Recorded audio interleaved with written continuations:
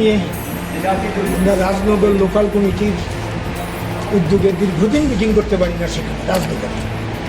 আমাদের সিদ্ধান্ত ছিল স্থানীয় দাবিতে মিটিং করা, সেখানে স্থানীয় দাবিতে জল, পানীয় জল, তারপরে কাজ, খাদ্য এসব নিয়ে সেখানে আমরা সভা করি। সভা শুরু করি, সভা যখন চলছিল তখন এলাকার চিহ্নিত দুর্বৃত্তরা এলাকার বাইরে থেকে এনে, রাজনগরের বাইরে থেকে লোক এনে মূলত তারা হামলা করে, শান্তিপূর্ণ মিটিংয়ে আক্রমণ করে এবং অনেককে আহত করে।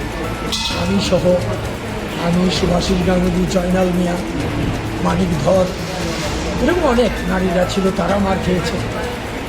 আমাদের অন্যান্য কমরেডরা মার খেয়েছে, প্রচুর কমরেড আহত হয়েছে। হাসপাতালে আমরা এসেছি, মাথায়, পিঠে, হাতে একেবারে চিহ্নিত দুষ্কৃতী তারা আঘাত করেছে।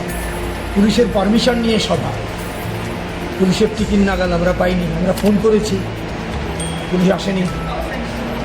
বোঝা গেল এটা প্রিপ্ল্যান্ড আক্রমণ, কারণ এইভাবে রেডি হয়ে থাকার কথা না তারা।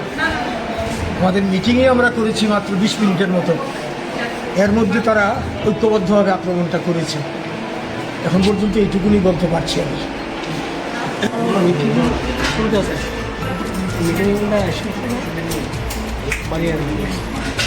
কারা ছিল?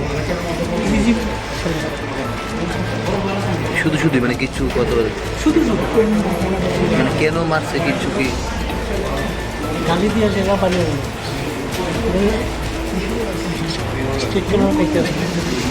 বর্বরচিত, মানে পুলিশের পারমিশন নিয়েছে, পুলিশের কোনো প্রহরা ছিল না, পরিকল্পিতভাবে এটাকে আক্রমণ করা হয়েছে। এবং আমাদের তো পার্টির লিডারশিপ সবাই আক্রান্ত হয়েছে, এবং এটা মানে প্রকাশ্য কোনো কাজ আমাদের করতে দেবে না। এখানে এমনিতেই সভা সমিতি মিছিল মিটিং করতে দেয় না, তারপর পুলিশের পারমিশন নিয়ে করা হয়েছে। পুলিশের তো দায়িত্ব ছিল তাদেরকে পাহারা দেওয়া বা যাতে কোনো ঘটনা ঘটে, সুযোগ করে দিয়েছে, এই কারণে আক্রমণ সংঘটিত হয়েছে।